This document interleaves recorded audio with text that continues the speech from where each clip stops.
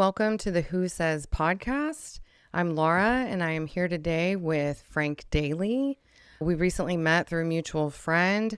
Frank has a podcast called Perspective Shift Now, and I'm going to let Frank talk about where you can find his podcast and then share with us a little bit about how you got started with Perspective Shift Now. All right, yeah.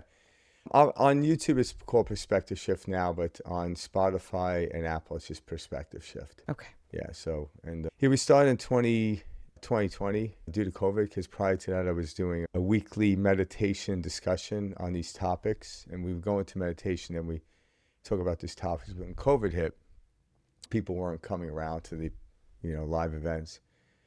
So I had a request to record them, and that's I didn't want to do a podcast. It just turned out that way. But I think most podcasts started in 2020. It's like the podcast era because of everyone was stuck at home. So yeah, that's pretty much it. Right on. How did you get into the concept of perspective shifting? Was there something in your life that catapulted you into changing your perspective, or has it just been a series of events for a long time? Yeah, a series of events. Like I remember when I was a little kid, when somebody presents something to me and I look at it, because a lot of times it presented as fact. And I would always think and I would make stuff up, like, because they couldn't verify. I would make stuff up that didn't demolish or diminish what they were talking about, but put a new loop on it. So I naturally was always doing that. But I think it was in 1988, I was 20 years old, and my brother was killed in a car accident. So the first thing that boiled up in me was anger. So I was following along life and doing everything that's supposed to be done. And in that moment, I started questioning everything I was doing. And then from there, a set of events would happen. Like one of the situations happened. I was coming over from New York City. I live on Long Island, so I took the railroad in. And I was probably about 2 stops away from getting off, and there was a guy sitting next to me. I didn't really pay attention to him. He got up, and when I looked down, there was a book sitting there. So I'm assuming he left it there, but he was already gone. And it was a small book, so I picked it up. If it was a big book, I would have left it there because I wasn't really into it. It'd be too much. And the book was called Power of Awareness by Neville Goddard. Mm-hmm. And so I was like 22-ish, 3-ish around there. And so I remember flicking through it, and the commonality of it is he references the Bible a lot. And so there was a common understanding of that because I was, raised Catholic, so obviously I was familiar with the Bible. But the way he presented it was nothing I've ever heard before. But I remember just reading a little bit about it, and then I grabbed the book, took it, and I probably lost it. I don't think I read the full book in that moment. And it was like 10 years later, I was talking to somebody about this stuff, and he's like, have you ever read Neville Goddard? And I laughed because, oh my God. I'm like, yeah, I found a book of his, on a train. I told that story. So from there, I started diving into it, and he's written several books, and they're more like pamphlet type books. They weren't big books. And so that kind of started me down the road. And because of that, all these circumstances, situations would occur, like Wayne Dyer's followed him years ago, and he wrote a book based on Neville Goddard's theory. And his book was like this thick, so I ended up buying it anyway. But so there seemed to be a lot of evidence supporting me heading in this direction. So what was it when you picked up that book by Neville Goddard and your perspective started to shift? What was one of the key things that started to shift for you in what you thought versus what you understand today? Yeah, so when I was presented with the understanding of the Bible, Old Testament, New Testament, it was presented like these stories happens outside of us. With Neville Goddard, those stories are within. I'm not a historian on the Bible, so I'm not going to say that it didn't happen. I have no idea. There's evidence to prove that, Jesus did walk the earth and stuff like that. But there's also another story in there that's an allegory. And when you start to look at the whole story, it's all about the inner workings of the system. So one would say Jesus, if he was around today, would have been a top biologist and a quantum physicist. And that's just a quantum physicist or a biologist saying that. But there is a lot of correlations in what he talks about that can be related, not by a far stretch. So So I love that because because I had the same experience growing up that, first of all, I was under the understanding that everything in the Bible was real and true and you don't question it yeah, type of deal, yeah, right? This is the word of God. yeah, And the understanding that I have today is so much different. And that was one of the big things that shifted for me as well, was recognizing that these were stories to explain the human experience, yeah, but in a very profound way. And it's this sort of, the whole thing is sort of this, the struggle that we all deal with between heaven and hell within, right? hmm, You've got the good wolf, the bad wolf, you've got the angel, and you've got the devil, right? yeah, You've got the different versions, and it's the ego and it's spirit. And what are you going to listen to, right? yeah, And it was very hard to take in what I had learned as a child into young adulthood with the perception that I had, because it was all rooted in fear and I wanted nothing to do with it. yes, And I didn't feel the freedom to be able to question those things either. yeah, Right. And then books and people that started coming into my life opened that doorway for me to go, okay, I can approach this. yeah, And maybe this, what I think I know, isn't what I know. yeah.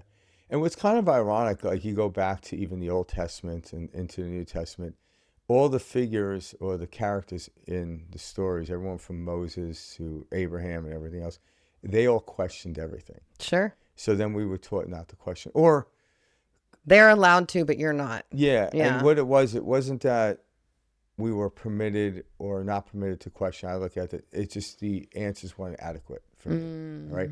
And again, to the people that would teach me stuff, to their defense or whatever, maybe I didn't have the capacity to understand it. So I don't put it all on them, Right. because I take full responsibility in the understanding of I went through that and that's what was supposed to happen. Absolutely. So it wasn't like anything like I almost look at life where people say like, oh, we were lied to, this and that. And I'm like, that's one approach. I look at it like we were in an episode of Punk'd.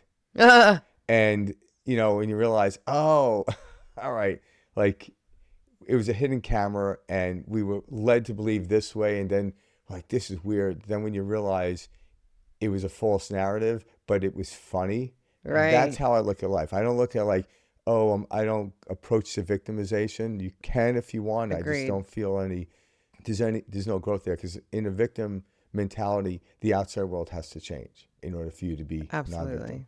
Where I've interviewed a lot of people that were victims to circumstances, and they were completely able to change their perspective on it to where, like, yes, that did happen, but they're no longer holding on to the victim mentality.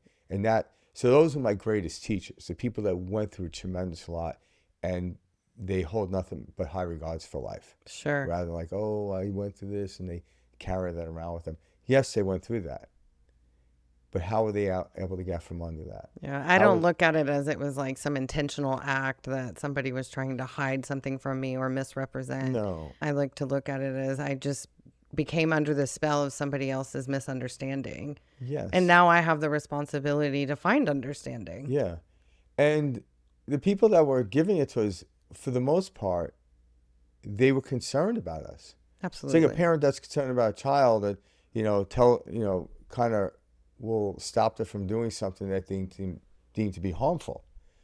But at the same time, what they're doing is they're stifling their enjoyment of exploration while they came here. But they're not doing it out of evil or bad. They're just like they're worried and scared. It's their own So fear. whenever we do something out of fear, Right. it always diminishes it always brings down the understanding of it. And that's kind of what you talk about, heaven and hell. The reason, like, where's heaven? We always look up to heaven, we look down to hell.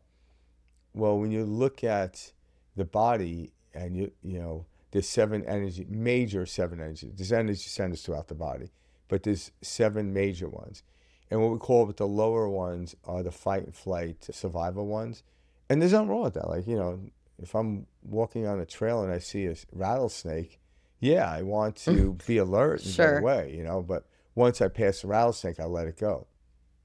But once I rise up into the upper echelons, going from beyond the solar plexus, because the solar plexus, so you got your sacrum, you got the throat, your root chakra, sacrum, and then your solar plexus. When you move up into the heart, the throat, the third eye and then to the crown chakra, the perspective of life naturally changes. So people are trying to change their perspective without looking at it differently, an angle. So fear is because we're stuck here and we haven't risen into here. And, and we've all heard this throughout the Bible and just the understanding of Christianity, but the only begotten Son is risen and ascended to heaven and was seated at the right hand of the Father. The way I look at that from an allegory is when you breathe in, your solar plexus, when you breathe properly, solar plexus rise, and the spinal fluid moves up the column, goes up in, hits the pineal gland, activates the pineal gland, and then the left part of the brain starts to quiet down, and the right hemisphere of brain opens up. And the pineal gland is...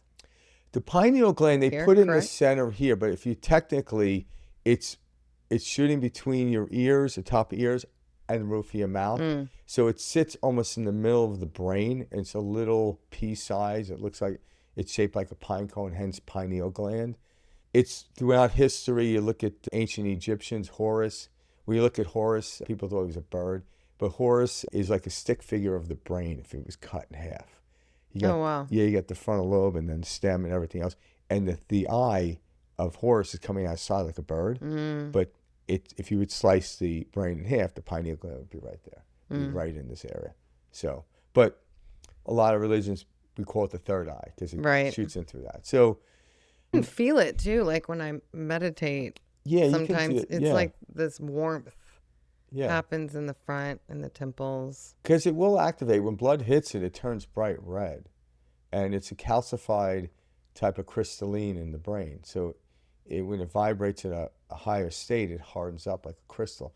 When we don't utilize it, because it's like calcium. I don't know too much about the biology, but it's more of a calcium type of material. When you don't use it, it gets kind of soft and chalky. And again, when we activate it, and that's kind of where in the Bible, and I'm not going to sit here and talk like I'm an expert in the Bible, but when Jesus said, do not build a house on sand, but on stone. So when you move up into the upper echelons, your clarity and thoughts and what you're thinking are true. When you hear, they're false in the understanding. Absolutely, yeah. So if I'm trying to describe the skyline of a city and I'm in the basement with no windows, I'm just shooting in the dark. But yet, my inability to keep my mouth shut is what's telling, and people are like, what are you talking about? But when you go up, you make it to first floor and all the way up, you start to see more of the viewpoint. And no matter where you are in the building, I could be like looking over Central Park. But if I'm on the first floor, the first story of the building, looking out the window, I may only see the gate and the shrubage around it, not into the park, but I'm looking at the park.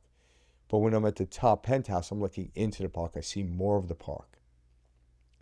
Just makes me think of how many different perspectives there really are, right? Infinite. And I think about when I'm on ground level, the view doesn't always seem so pretty. But when you're up in the sky and you're in an airplane, I mean, and you see, it's like the saying, you can't see the forest through the trees, right? Yeah. Like when you back up and you see everything. Yeah. I mean, I don't know anybody that would be in an airplane and say that that's not beautiful, right? When you're in the upper levels of your life, living more from love than anywhere else, everything is quite beautiful. Yeah, and even if you are on the first story, understand the other perspectives makes the first floor just as beautiful. Right. It's just different. And it seems to be part of the way we're supposed to be living from a psychological standpoint is holding on to no preference.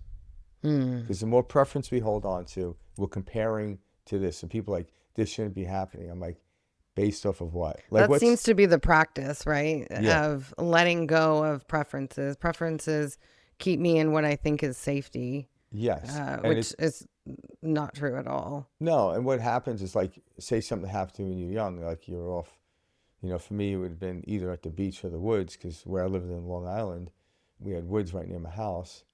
I was in there playing and, climbing trees, building forts, all that type of stuff. And, when somebody asked you, it was like, how was your day? It was like, it was great. And then they're like, why was it great? What'd you do? So then I started linking what I did was great. It was great, So like I climbed a tree, did this, but it wasn't that. I was completely open with no real structure of belief yet. other than little stuff. So I didn't have a reference point. This shouldn't be happening. So when we do that as child, like this Jesus talked about the childlike state, we're up in the upper echelons. We're not that much in the left brain. We're more in the right brain. And the right brain is where it makes up 90% of our capacity of our brain, which is the imaginative part. So when we're there, all of a sudden we're feeling good. Your serotonins are doing really well. Your dopamines, all these oxytocin are really well. So all of a sudden the energy is why I climbed a tree. It wasn't the climbing of the tree that made me happy. The state of happiness made me climb a tree or dig a hole in the sand, whatever it was. So at some point we thought the causation came from outside. It wasn't. The outside is the mere expression of how we are inward. Mm-hmm. And so when you look at the world outside, I'm like, I don't like the world outside. I'm like, it's because you're looking at this and resisting the painting that's in front of you. Sure. If you stop resisting the moment in front of you, it all starts to change. And that's what Jesus was talking about, grace. Buddha, the same thing, Buddha, a story about Buddha, but quick story is he was a prince and his father kept him from all negative aspects such as poverty and death and all that stuff. And then one day, the story goes, he asked his driver to take him out and travel around, and he did. And he looked out the window one day and he saw a man sitting there, this is slipping down, in poverty. And, then a day or so later, a week later, he saw someone in death. So all of a sudden, it started eating at him. And at a certain point, he just left the palace, left his wife and kids, and he went off into the wilderness and disowned everything. And he realized that wasn't the answer. And when he came to what they call the Bodhi tree, the tree of information, he started to understand, why is this good and why is this bad? It's not. It's how we read it. It's nature. Leaves fall off a tree and they turn brown. That's nature. So when it happens to humans, why is it bad? Mm-hmm. It's the misunderstanding of it. And part of why we're here is having a misunderstanding in the beginning. We don't know everything. So if we don't know everything, why is this bad? And that's where, and the thing is, I don't tell people to take my word for it because that would be ignorant on my part. I would think it would be ignorant on anyone's part to take anybody's word for anything. Exactly. That was a part of the problem for my life for a long time was I took everybody's word and experienced nothing. And I think the thing is to take what you hear, what you read, and experience it. Yes. If you don't experience it, because if I did a lecture on pizza and how great it was, and the people in the audience ever had pizza, like, I could get them excited by like talking about other foods they may have eaten. Right. But they don't really know. So you can't give the full depth. So no, you can't. So one of the things that I find that's far greater, in my opinion, than meditation and anything else is contemplation, coming in, or self-inquiry, however you want to label it, where you start to question everything, but don't question it as if it's wrong. So when someone presents something to me, I don't be like, you don't really believe that, do you? I don't question it like they're wrong. I'm like, I'll literally ask the question, what made you come to that belief? But I'm really being curious about it. So when you do that to yourself, your ego, who has the answer, lightens up. And all of a sudden it lightens up and the ego will be like, eventually like, I don't know. And if you don't know why you're harboring and holding on to this belief that's seemingly no longer serving me. Questioning, I have found, is really the only way to open yourself up to understanding. Yeah. I mean, that's where who says came from. Yeah. I mean, that's the whole idea behind who says. Like, who says that I have to believe what I was told to believe? Right? Who says that I'm not good enough?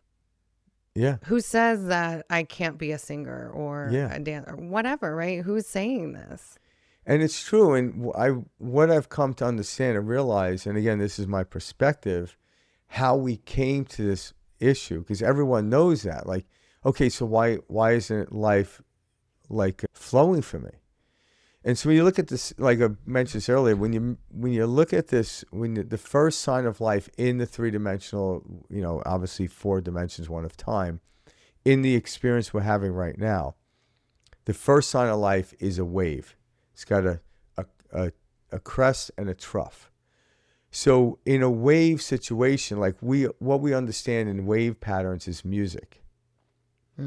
So when we are in the flow of music, if anyone out there is a musician, they'll realize the way music starts is in a count, not a certain time. Hey, we have to start the song at 3 p.m. It doesn't work that way. Right. It could be like 1, 2, and 3 and go into that way. And if you're a musician playing with a band or a group of people and you find yourself out of sync, you just step back and start to count, then you re-enter. So what's happening is most of us don't understand the physics behind it. So what we're doing is we're not in sync with the rhythm of nature. So it'll be like me playing in a band, and because, say, the band member's on a 4 count and I'm on a 3 count. Now, my ego gets in the way. It's like, I got to go to my producer. We have to get rid of this band. They suck. Right? So I get rid of the band. And then they come in and put another band, and the same thing starts to happen. Then I'm thinking, okay, maybe it's the E chord I'm playing. And then the producer's like, no, hold on a second. They're starting in at 4, you're starting at 3, so you're out of sync. It wasn't the band or the external aspect. It was the misunderstanding of timing. So when we get into the field of timing, everything expands. When we don't, things become eliminated and take each other out. So a wave that isn't flowing with each other eliminates itself. And that's the physics. So that's how I deem good or bad.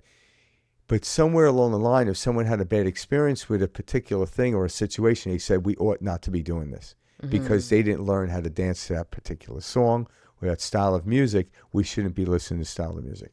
I want to take a step back and mention how powerful, you said something really powerful when you were talking about all of that.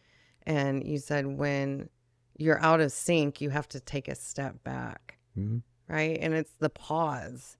Yeah. That is how you can step into the flow. When you're trying to resist and you're all caught up in the moment and I got to get on tempo, right? Yeah. Or you stop the production. It gets crazy. Yeah. But when you pause and you step back for a minute and you take a breath, then you can enter in the flow. Yeah. Right. And sometimes, though, re-entering into the flow means that you allow other people to help you, like the producer. Yeah. Right. And that's it. Here's 2 options. One is like, let's take a band, for instance, and they're playing live. And you start to play and say I'm the guitarist in the band and I get out of sync. I can either say, stop, stop, stop.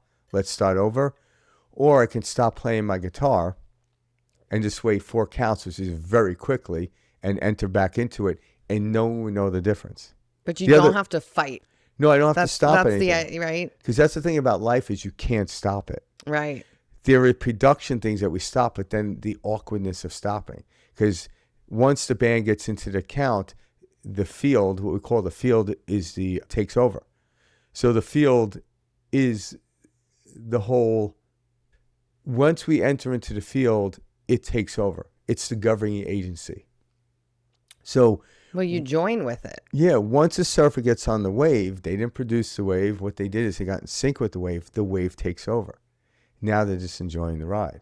Yeah. So what people are trying to do is they're trying to manipulate the wave for their own liking. I'm like, you can't. You're just going to interfere with the wave. You cannot restructure a wave. The wave is already structured. Well, let's talk about the ocean. It has waves, right? But the wave doesn't think that it is separate from the ocean. No, it's just a fluctuation. It's a part of it. It flows with it. Yeah. It's just augmentation of energy. Right. What creates a bigger wave or another one. What people say is disruption in a wave. But I'm like, well, disruption tends to have a negative connotation to it. But to a surfer, like, they love that disruption. They love the big wave. That's like the language we use. You and I have talked about language somewhat. One of the big things is opportunity or obstacle. Is this disturbance, am I going to view it as an obstacle? Or am I going to view this as life stopping me so that I can step into the flow? Yeah. Is it my opportunity? Yeah. Yeah. And then that's where this shouldn't be happening wants to step in. But the more you practice allowing it and not having that story, that voice that says this shouldn't be happening. It changes everything. Yeah, And it's small too. Like it doesn't have to be big shifts in how no, you speak, right? Some of the most powerful things for me at the beginning of this sort of shift in my life was I get to instead of I have to. yeah. I mean, there's gratitude in Yeah, that, right? gratitude is a great Yeah. modality in order to get back onto the way. So gratitude is kind of like, okay, I'm off on the count. I don't stop the rest of the band. What I do is I sit back and I count and I get back in the room and I jump in. Gratitude is the awareness of what already is, of what and what always, not just what you went through, what you have now, but what your future is going to be. Because in the quantum field, everything is happening now. Every meal I'll eat, every song I listen to, every night I go to sleep is actually happening now. But in the physical world, I'm only experiencing this particular moment in this particular time. And so that's why I talk about that. But everything's actually literally happening now. Like if I put the radio on, every piece of music that is out there is playing now. I'm just listening to this one piece at a time. And I'm okay with that. Otherwise, I create anxiousness. So I'm trying to race to get to this song, to that song, to this song. And I'm not really enjoying the song. No. Yeah. People do that. And that's a big thing I see happening is it seems like it's gotten worse and compounded itself. But this idea that we can't stop and enjoy things. I have to get there, right? Wherever there is, I have to become successful and I've got to be that now. Yeah. And once I do that, I'll experience happiness. Right. But that first thought in the imaginative aspect came out of a happy thought. That's why they're pursuing that. But then they're what they do is they live in a conditionality life. Right. So we weren't meant, it's turning out we're not meant to live conditions. So when you let go of it, whatever happens is playing out. But if you have a condition on it, that's where the interference comes in. You're actually banging up against the wave, you're collapsing the wave rather than building up the wave. And so those little nuanced things is why life can be hellish. Because now when you're banging into the wave and it collapses, that is what we call bad or hellish or whatever. Yeah. So those experiences of hell actually do exist. Yeah. But so what people want to do is they want to eliminate those things. We ought not to climb a tree because I fell out of a tree. You ought not to ride a bicycle with a helmet because I hit my head and I hit my helmet. So now we're starting to eliminate the world, and we get to a point where, like, okay, what can we do? Just put bubble wrap around you and don't look at people as walking down the street.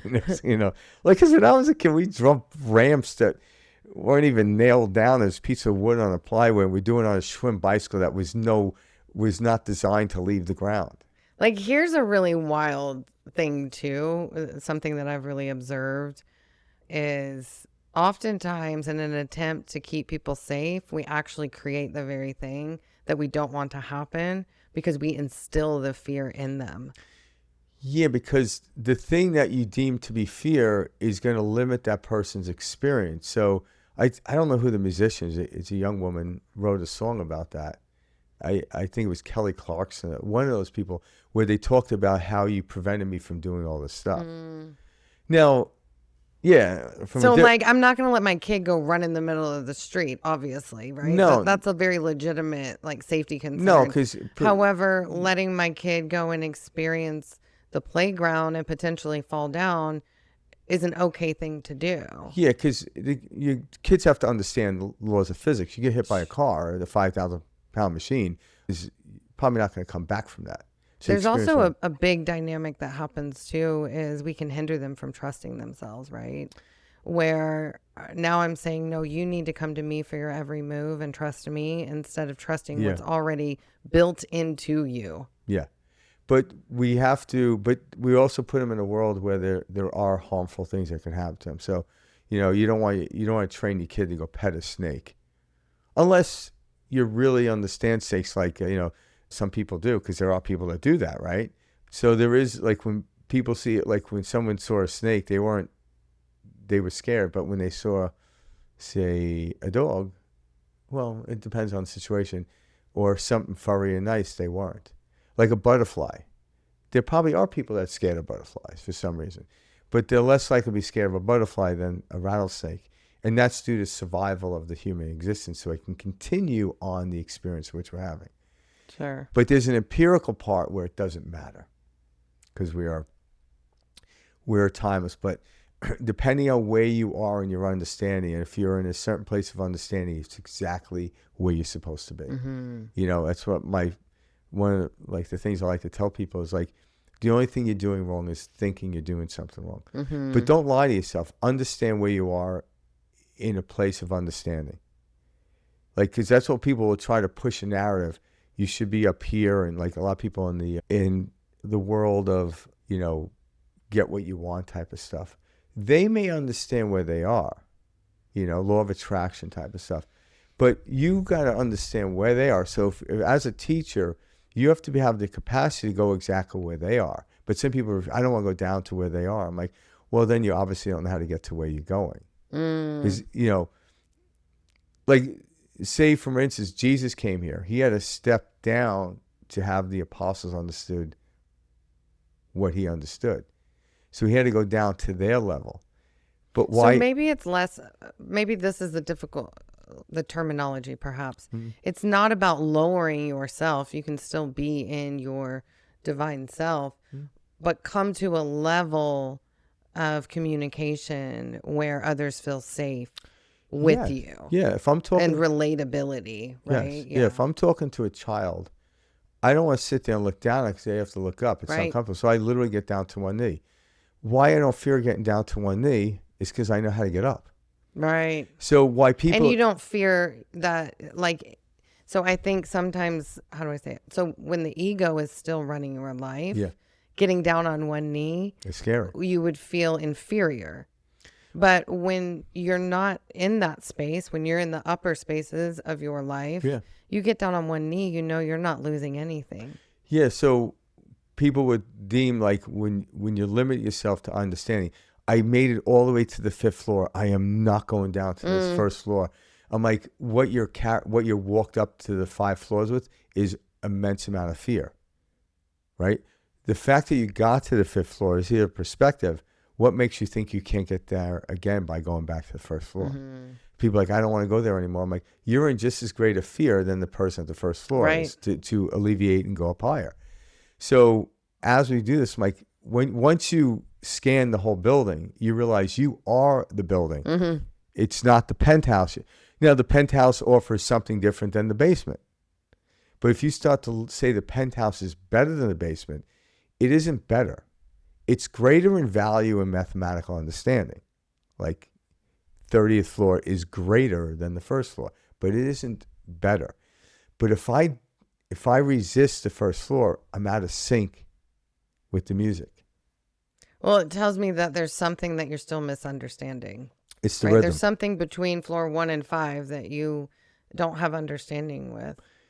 Well, yeah. So, for one, if you only made it up to the 5th floor, you can't understand the 6th floor. Sure. But I'm saying, like, if you're afraid to go down to the 1st floor again, there's some misunderstanding in there. And yeah, where the misunderstanding comes therefore is, like, if you start to elevate up, you think this higher place is what makes you feel good. It was a perspective change that alleviate, or the ability to let go of the 1st floor, let go of a belief that generate the energy for you to go up to the 5th floor. That's really, so it was internally happening. But then you're like, oh, I feel good because I made it to the 5th floor. I'm like, no. So then you tell me now you don't feel good as a person on the 30th floor? Or you're superior over the person on the 4th floor? No, you're not. Because now you're playing a conditionality life, and it doesn't work. It's always going to beat you up. Sure. It's the ego still driving things. Yeah, it was a letting go of the 1st floor, which is a structure of beliefs. Doesn't mean you get rid of the beliefs. You can't get rid of beliefs, but you can let go of them. Just like when I'm going to, say, Hawaii, and because I drive time about 10, 15 minutes, depends on what day of the week it is, to the airport, I must take my car. When I get to the airport, I leave my car and enter into the airplane. But I don't get rid of my car.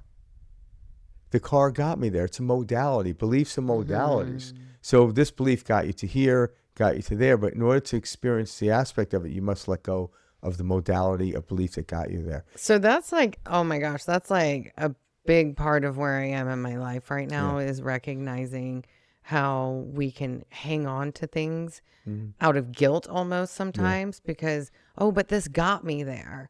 I see people do it in 12-step recovery programs, and there's this mindset of, well, I have to stay here because this got me here. People do it in religion. They do it in various organizations. I'm reading a new book right now by Krishnamurti, Total Freedom. And he talks about that very thing where we find freedom in this sort of idea, this book, this organization, and then we hold on to it, and then it captivates us again. It holds us in bondage, and that's the very thing we're looking to get out of. Yeah, and right? Krishnamurti, he was a big-time character. I loved him. I love him. There's a lot of like video of him out there. Yeah. And he'd get to the point where he yell at the audience, "Do you understand what I'm saying?" Like, and it's true because it's just like as we develop to a higher level, it's more nuance, right? Because even meditation is a permission slip. It is a modality. We didn't come here to lock ourselves in a room with a candle and beautiful music. Right. Because I don't know where in the world you go to that's actually happening. But like in boxing. Maybe in an ashram, but. Yeah, but you're still isolated. What's the purpose of doing that? Right. Like, so, and even when people go to ashrams, like, you look at like all the different Maharashis, there's Mahesh Yogi who started transcendental meditation, and then other ones where they're at some point where the pupils there and they're like, leave, go. And they'll abruptly tell people to go, but I don't want to leave. Just go, leave. There's this guy named Krishna Das who's a musician, and he left the United States and went to India, and he found Maharishi, same teacher that what's his name had, Ram Dass. And so one day Maharishi just told him, go home. And he's like, what? Like just abruptly, what do you mean go home? I'm comfortable here. He's like, you must leave. Go back. What am I going to do? It's like, you'll figure it out when you get there. Now his story is really interesting. The little bit I know of it, he got into drugs. He was a musician, and he was scared to go back to the United States. He might fall back into that. So he gets back to the United States. A buddy of his calls him up and says, hey, we're looking for a new singer from our band. We fired the other one. And he's like, no, I don't want to go down that road anymore. So he declined. And he kind of jokes about it. He goes, the band was actually Blue Oyster Cult. So he could have very well been the lead singer of Blue Oyster Cult. And he jokes about it. It's like, damn, like I had an interesting life. I did that.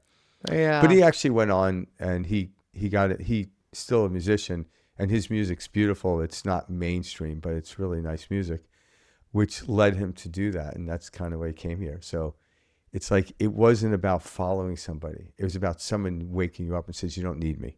Right. And that's what Maharishi would do. He's like, no, I'm just a mirror for you, and get the hell out of here. Stop. It's so interesting that you say that. So you said that somebody saying you don't need me, right?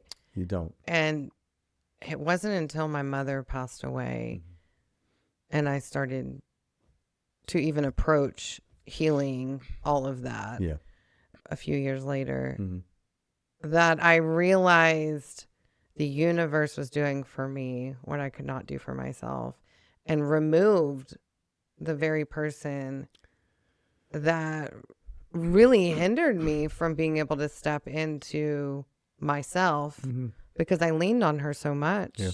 I was quite attached. Yeah. I didn't even realize it until she was gone, how attached I was. This is why oftentimes we do that, right? I think so many of us do that without even knowing it. And then when the person leaves, we grieve so deeply because we're so attached. Yes. And this is why, too, child and parent will have butt heads. Because a child at some level psychologically will say, am I successful because my parents, or am I successful on my own volition, right? So that's kind of what happens. So what they do is at a certain age, they distance themselves. They like stop listening to their parents. Why? Am I getting straight A's because my parents helped me with my homework? Or am I getting straight A's because of my own Am I in a position of status because of my parents, or am I because of my own? Well, when I continue on. And not understanding what's happening is because the attachment of it is what creates that. That's why you see like people in bad relationships. They need that person so bad to turn sour. You shouldn't need anybody. Right. But the nuances, relationships are great because the relationship shows you where you are. And so it's like this beautiful dance. Like, so say I was dancing and say, okay, the only way we're going to survive dancing is if I lead. And so by me leading is moving forward. Can you imagine dancing and the whole time you're just moving backwards? No. I might step forward. She steps this way, this way. That's the dance. So if you say life is only the the crest, I'm like, well, now you cut the wave in half. Because without the trough, there is no wave. Right. So all of a sudden, when people are dancing, you can't say the male's leading or whatever. Like, no. The field is leading. The field takes over. The field is what we step into. When I step into a field, it literally takes over. Am I fighting the field? Well, that's aggravation. That's fear. When I'm dancing and counting with the field, it's brilliant. So no matter what's happening in front of you, your nervous system will tell you you're resisting the field or you're in the field. What people will say is like, oh, I don't feel good. Oh, it's raining out. It's got to be the rain. So now it's like you move to Arizona and you still don't feel good, but there's no rain. Yeah, it's like, what's going on? It's sunny. Like, oh, it's my goddamn neighbor now, and you start changing things. And all of a sudden you come up with these outward excuses to why, and it's like, and then it's like, no, your timing is off to it. Right? Because like, how is it possible that people love the rain? How is it possible people love the cold weather? It's because they're not resisting it. And people don't understand that. I'm like, yeah. Now, your life is you came here to be on a trajectory, so it doesn't mean you have to try every piece of food out there when you go to a buffet. Just, you'll know what to eat. There's quite a bit of food I'm not willing to try anymore. Yeah, but like, and if you get into kinetic energy, like kinesiology, like people do this muscle testing, like I even know now when I go to grab something to eat, like if it pushes away from me or my stomach goes, I don't eat it. It might have only been for that moment because tomorrow that food would be perfect. But I don't like, because if that was the case, I would get down to like, I can only eat one item of food because that particular day I did it. So people start eliminating stuff. I'm like, no, it might have been that brief moment in time where you shouldn't have eaten that food type of thing. So as time goes on, what we call the internal intelligence, or we call intuition, is your nervous system can read the field around you. And okay, if you take that in, something's going to happen. Well, just let it go. But don't say, I should never eat another apple ever again, because now you're misunderstanding the complete understanding of how this thing works. Right. Let's talk about that. Our internal compass that we have, and we're all born into this life with it. We're quite in tune with it when we get here, and then somewhere along the way, I would offer that most of us get out of line with that. We get away from listening to what's going on within, and we listen more to everything outside of us, right? Society, mom, dad, siblings, friends, whatever have you. And let's talk about that.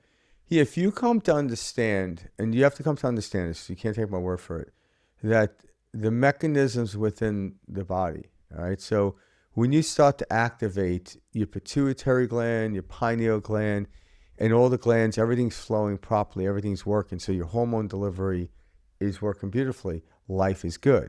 This is why when life isn't good, they take some psychotropic outside of them, like anti-anxiety or antidepressant, which antidepressants pretty much give you more serotonin. So why aren't I producing serotonin in my body? Because we haven't allowed the energy to creep above the solar plexus. Yeah. All right? And the only begotten Son, so the word Son and solar are the same. It's a different word. So when that rises, so one of the techniques, again, this is still a permission slip because you don't need to, because it could be nuanced. But when you breathe in diaphragmically, and that's kind of like people look at the Buddha, like, because there's a skinny Buddha and a fat Buddha. There wasn't ever a fat Buddha. He was diaphragmically breathing. So the big belly is him going. So when you breathe in, you raise your diaphragm, right, which is your solar plexus. It actually sends fluid up your spinal column, which creates an electromagnetic field, which in medical terms or in biblical terms too is the staff or the serpent that goes up. And when that goes up, it hits the pineal gland, activates the pituitary gland, and all of a sudden you start activating the right hemisphere of the brain. You feel good. From there, you're compelled or moved to do something, write a book, or write the book. Go for it.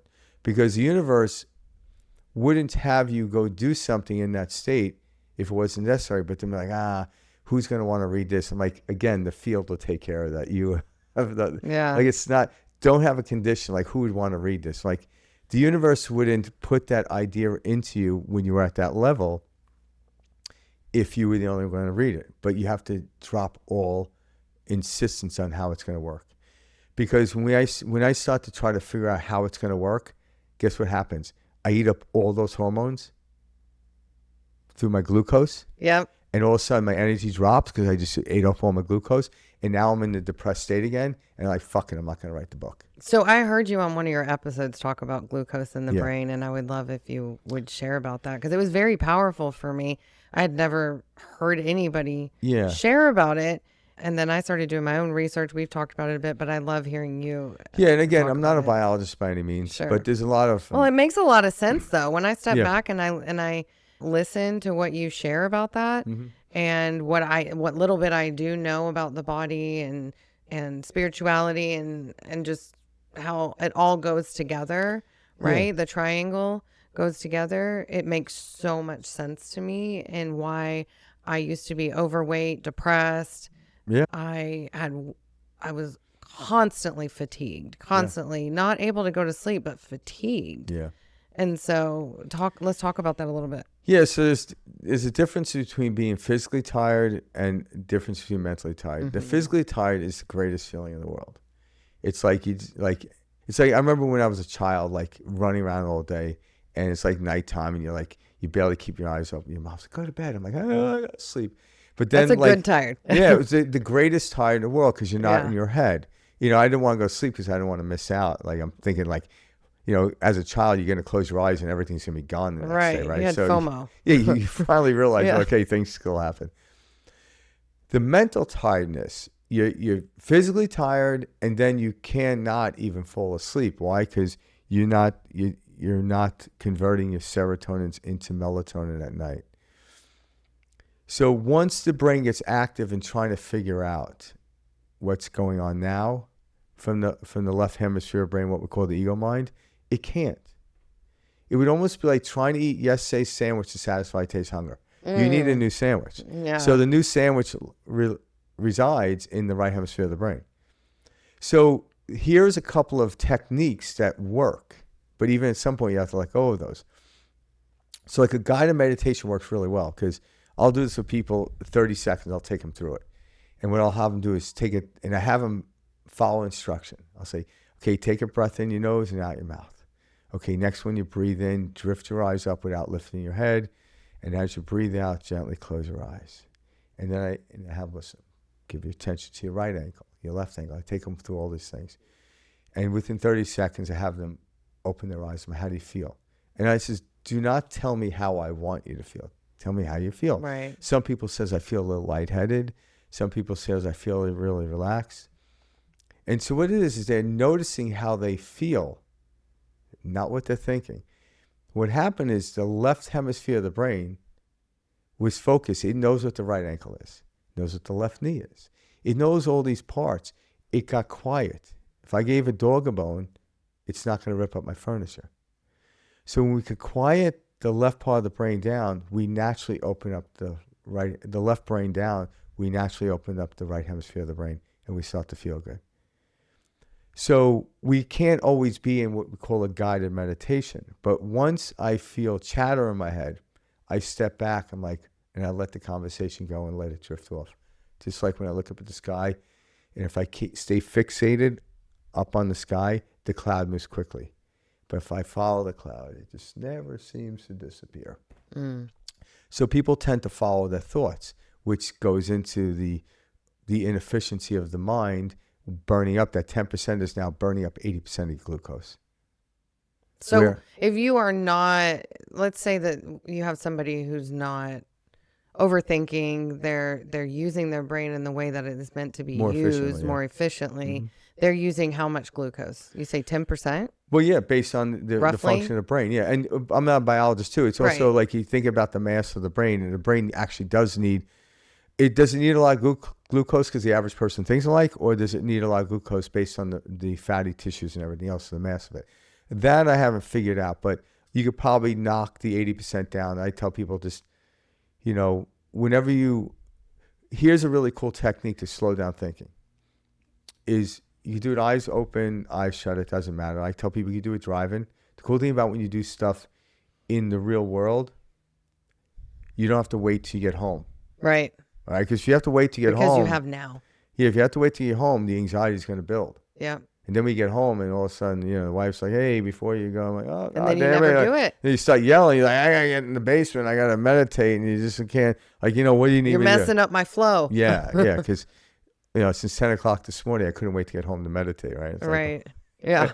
And you just killed everything in your life. All you've thought about for 10 hours is meditating. Yeah. Then you get home and you're like, "Oh, I'm home," and the wife's like, "Hey," it's like, "What the hell's wrong with you?" Yeah. So one of the techniques that people do is, and this also helps from the physiology of the body, is breathe in, like pull in oxygen in your nose. It's going to breathe in and out your nose, which is called sitting breathing, like you're not really physical. Count to 4 and then out 4. So you hold for what, 2? You don't hold. You don't hold. No hold. You just in 4, out 4. Yeah. Okay. So in 4, 1, 2, 3, 4, out 1, 2, 3, 4. 6 of those equates to a minute. I don't tell people to look at a clock because now you're so hyper-focused on the clock. I just want you to feel how you feel. So you breathe in and count seconds. So everyone knows, like, if you want to have to go 1 Mississippi, 2 Mississippi, whatever, it doesn't matter. So when you're doing that, the left brain is the thing counting, and the other part is you're oxygenating the cells of your body, you get more oxygen into your body, and then you're also releasing more carbon dioxide. So that's the natural rhythm we're supposed to be breathing at night. So if you do 6 of those, it's roughly a minute and be done with it. Now, when you're done with it, notice how you feel. Mm-hmm. I feel better. Why? Because the left brain was counting and it quieted it down. And yes, you oxygenate your body. When you do that, you get rid of toxins. But the more efficient we become, the less we have to do that. The goal isn't to breathe 5 hours. The goal is never to have to do a meditation ever again. Well, if life is a meditation. Yes. I mean, I think that's the ultimate. Like, you're constantly in a sort of meditative, present, in the moment state, not in your mind overthinking every move that you need to take. You're like driving, but knowing where. Yeah, I'm fully aware. Right? You're flowing in the traffic. Yeah, if I'm breathing. This is why a lot of people... I feel like I always use traffic metaphors on this podcast. Well, I think because when we're driving in a car, there's a part of us that are aware of we're behind the wheel of a 5,000-pound machine. There's other cars on the road. So you're a little more hyper-focused than any other time because you're aware. This is why people like to listen to books on tape or podcasts when they're driving. Why? Because your brain is going to pull up more of information because your left brain is like, it's car over there, car over there. But when you're sitting down, like in an airplane, you haven't trained the brain. You're like, oh my God, I forgot to do that email. Oh my God. Next thing you know, you get like, I gotta get off this goddamn plane. Right. Because you're not the one flying it. So we should be able to, whether driving a car or just sitting down waiting at the DMV, you should be able to get into that state. Constantly be present. Because when you're present, whatever comes at you, you'd know how to dance to. What it is most people are thinking about a song that may be 3 songs from now, and they're not dancing now. And when they get to that song, they're going to be out of sync with that song anyway. So they're not dealing with the present moment. Why can't you deal with the present moment? This ought not to be happening. Why? It's simply because you're out of sync with the frequency of what's happening. Period. It's all physics. And I would also offer that you've never practiced being present. Yeah. I mean, I think that's a problem for a large majority of people is they've never practiced it. No. And oftentimes they tell themselves, well, I can't sit still. I can't stop my brain. Well, right. And so yeah, that story just confirms that they can't. it's not ever possible for you. But everyone does stop their brain when they fall asleep. But do they? Yeah. The reason being is you look at the function of the brain from the standpoint of thinking. People talk about like, well, when I'm asleep, I'm aware of my dreams. I'm like, do you realize how much time your dreams take? Sure. They may take 1 minute of the end of your sleep. But the reason you have a memory of sleeping, other than the dream, is because there was no experience other than pure conscious awareness. But that's why we love sleep.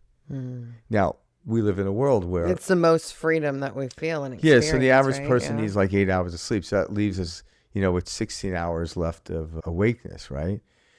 So how can I conserve that energy? And then there's people. And then I wonder how much of that is spent up here. Well, that's why. And it's not like, really. Yeah, because when they do these studies, the average person needs 8 hours sleep. But then you get people out there that are getting, 3 hours of sleep. And they're completely alert. Is why? Because during their waking hours, they're in the present moment. They're not like, this shouldn't be happening. Why is this happening? It's raining.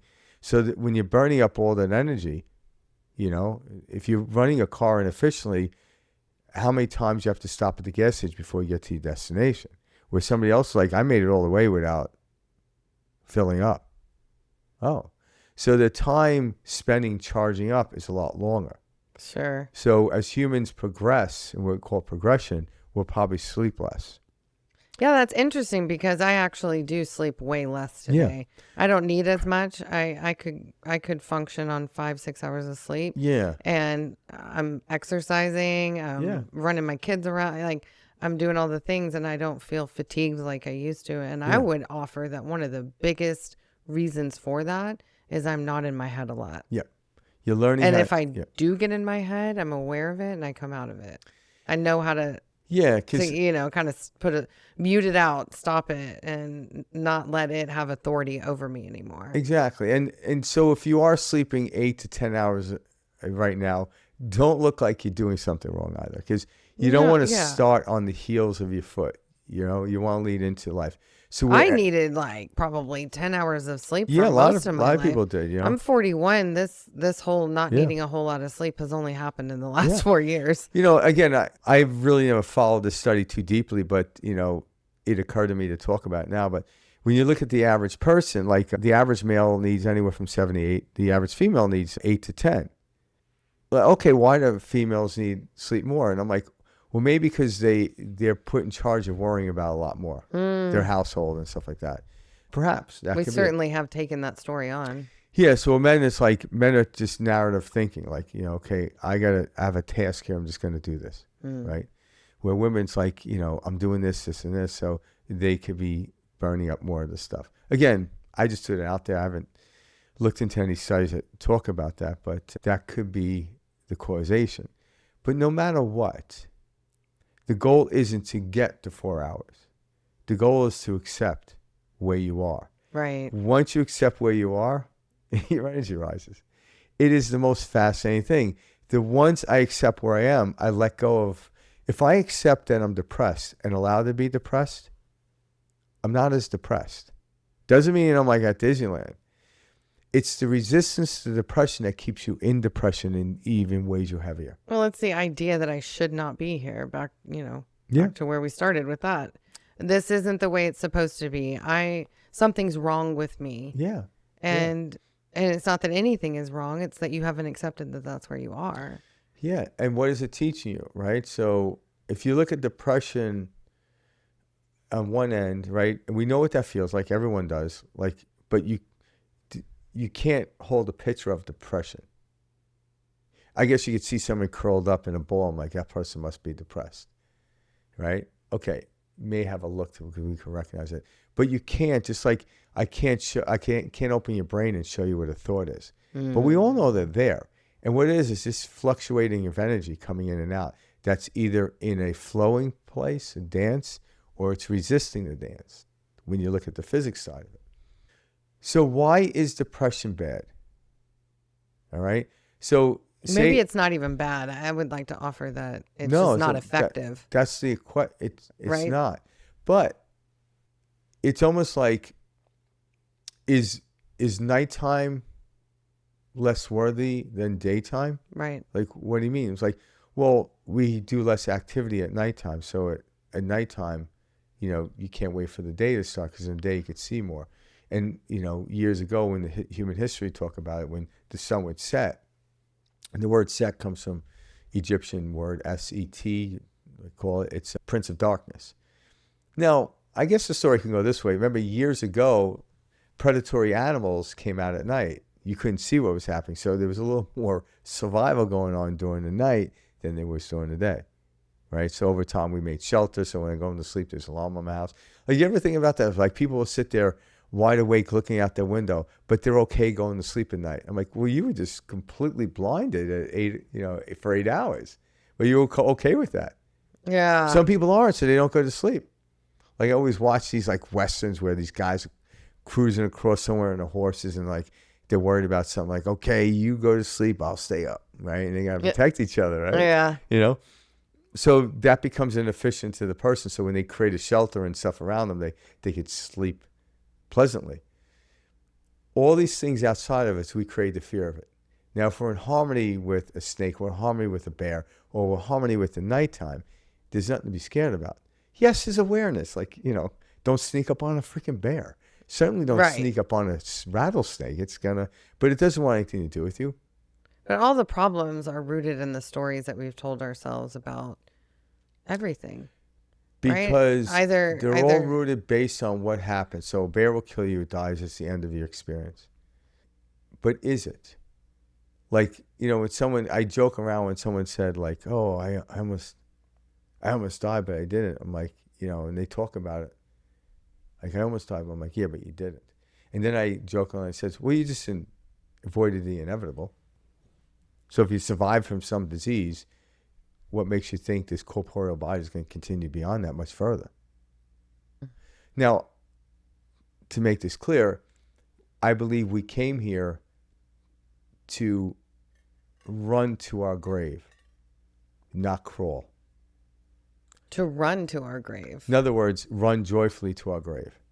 So there will be a time when the corporeal body goes, where disease can make me crawl to my grave. I know people that, my mother-in-law was diagnosed with stage 4 lung cancer 9 years ago. Wow. Which her prognosis was like 6 months to a year. And that was pretty much a death sentence not that long ago. It is, but even though she's alive, she still suffers. Mm-hmm. So the indication where there's no proof, I can't show you proof, but there's evidence that the time of our death is initiated in the time of birth. I can't sit there and prove that, but there seems to be evidence that to be the case. That being said, if you don't know when you're going to die, doing all these things to try to create longevity is a waste of time. If you knew when you were going to die, would you experience life any different? Would that change? It all depends on my do? perspective. Right? Like, it depends on my perspective. Like, because some people do know, like, they think they do when the doctor gives them prognosis. They can either get depressed or, throw the kids in the car. I'm like, we're going to Disneyland. We're hanging out in Disneyland for the next 6 months because I'm going to die in 7. Right.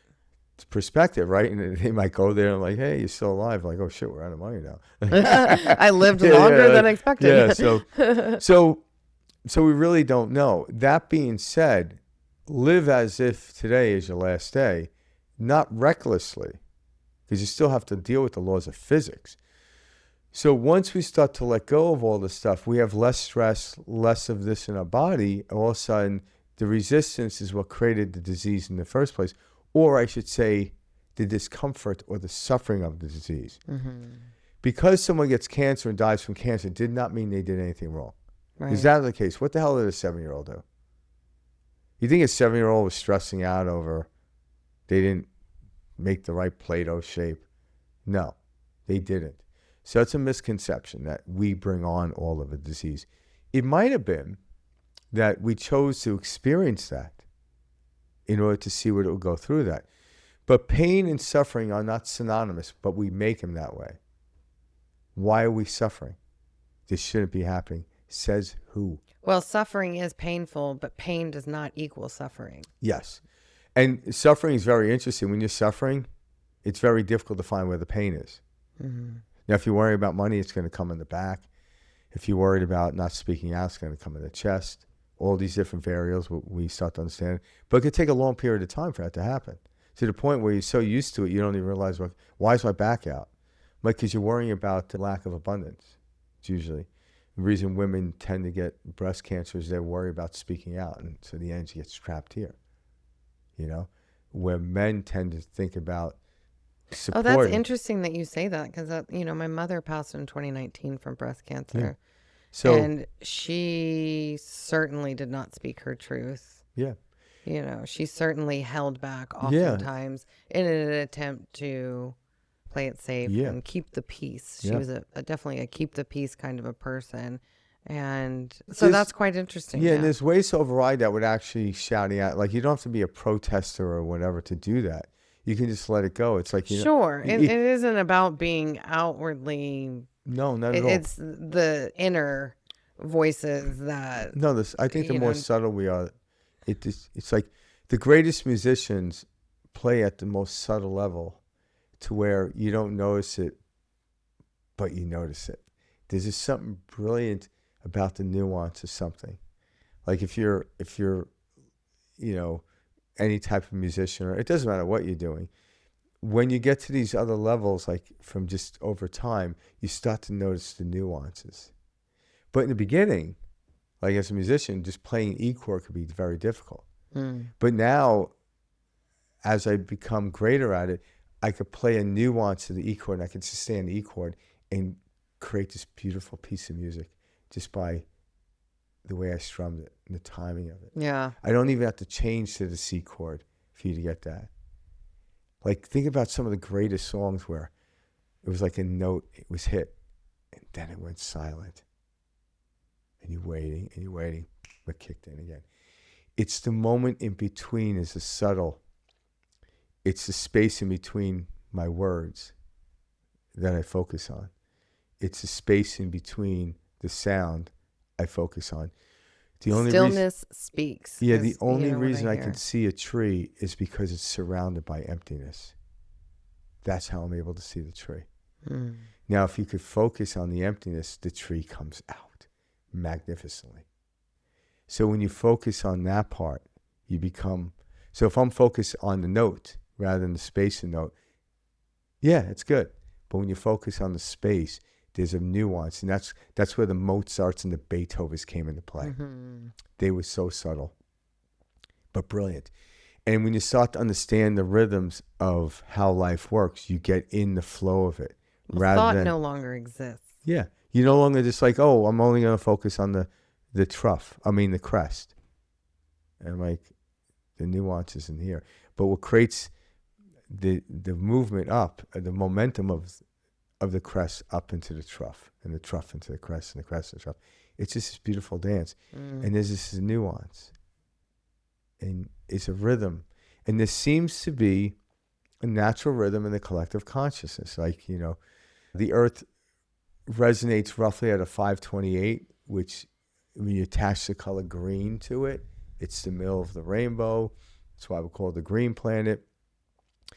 But when you play a 528, it seems to resonate with us collectively. But each individual has their own specific resonance. And how do we know that? Your fingerprint indicates that. So if you look at your fingerprint, it looks like a damn wave in a trough. All right. So one day, that's true. One day we could be like, okay, Frank is frequent that, this or whatever. And if I have any type of disease, and I'm just putting this out there, I don't know if it's true or not, but I can bombard myself with the exact frequency and I'll get back into rhythm.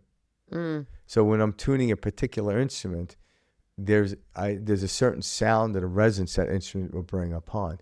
But overall, there is an overarching understanding of what a C chord is or an E chord is. But when I play a Stradivarius compared to another violin, it sounds different. Right. But yet from the pitch, it's still there. But there's Something interesting that about thing. the Stradivarius is made out of a certain type of wood from a spruce tree that had more knots in it because, or layers in it because it was, the trees were in like an ice age, so it gave more different resonance. So there seems to be something there, but an E chord's an E chord. You see what I'm saying? So what instrument are you? Yeah, there's a rhythm we play with each other. But am I resonating at my proper resonance, or am I trying to become you? So if someone took a violin and trying to compare it to a Stradivarius, like, this sucks, I'm like, no, it doesn't. It's just as beautiful. It's just what happened is they couldn't figure out why Stradivarius did it, and find out that when he was using the wood from a spruce tree, it was during a mini ice age, and it took an arborist to figure that out. Oh, wow. So now you're like, well, is that violin over there any different? I'm like, no, I go to the Guitar Center, I play all these different guitars, they all sound great. I might resonate with one, maybe the way it feels, whatever, but I can't say it's better than that one. So you can't really say Stradivarius is better than this. It just resonates differently based on the wood structure of the violin. And how many of us get into that? You know, Well, now we're trying to, like, this person's better than me, and I want to be just like them, and you don't even know why. We don't see our own gifts. No. Well, I would offer that oftentimes the things that we see in somebody else is exactly that we want in them. We don't recognize that we have that ability too. Yeah. And it comes in its own unique way. Yeah. Right? It does. And, and another modality, like the breathing, is one that helps get your body into alignment. And then when you do that, you realize the breathing was a mere permission slip. It wasn't the causation. The causation to life is like, as from the corporeal understanding of the mind, we'll never know. But there are correlations, right? That we can kind of rest our head down. Like what's the causation of the sun coming up in the east opposed to any other direction? I don't know. But there's a correlation. It's been happening ever since time. And, so if I wake up in the morning and I want to, see the sunrise, I don't face north. I don't face south. I certainly don't face west. I face east. But what's causing it to come up in east? My corporeal mind doesn't know, nor does it need to. But as I start to play in the rhythm, I start to pick up different cycles, and so we are pattern recognition beings. There's a pattern going on here. This is how I can play this song better, because I'm picking up patterns. And when I understand the patterns, like, oh, okay, I can get into this pattern. Great musician can play anything. They might prefer to play jazz if they grew up that way. It's funny that you talk about us being pattern recognition people, because that's what I work with people on, is recognizing their patterns that are not effective. Yeah. And let's look at how those patterns came to be about, and let's undo them. And let's tell new stories and create new patterns. Yeah. Right. And it comes down to the structure of understanding, or the structure of belief, because when you understand the pattern, am I in timing with the present moment, or am I not? Now, excuses like, I don't like when it rains, or I don't like when this person is over here. And I'm like, but why? Like, do you like that the sun rises in the east? No, but you've accepted it, right? Yeah, well, you don't really think about it. I'm like, why? I'm like, what would happen? Like, do you like the fact that the molecular structure of oxygen, CO2, like, it's two, carbons and oxygen, the two levels of that. Do you like that? Like, no, but it allows me to breathe. So why then you have input on what's happening outside of you? Right. Like, it's very interesting that we do that. Why not just like, oh, that's interesting. But I understand why we have resistance to it, because we were told at a young age not to do that. And we bought into it, but we don't even know why. Why is this bad? Like, when we were younger, having sex is bad. And then we get to a certain age, like 13, it's like, oh God. No, it's a very human This feels so good. thing. Why is it bad? Why is it bad? So now what you do is you meet Sally under the bleachers, because, don't tell anyone about it because you're ashamed of it. But yet it felt so good. Now, the shame in the aspect of doing that and then having sex is what creates the harm. So this is literally like the Garden of Eden. Yeah. If we really want to. go there. We've gone there a little bit at the beginning of the conversation, but Yeah. it really, really, really, like, the more I walk this journey and shift and grow and learn and become more in tune with that internal divine guidance, Yeah. the more I realize how very true the Garden of Eden story is. Yeah.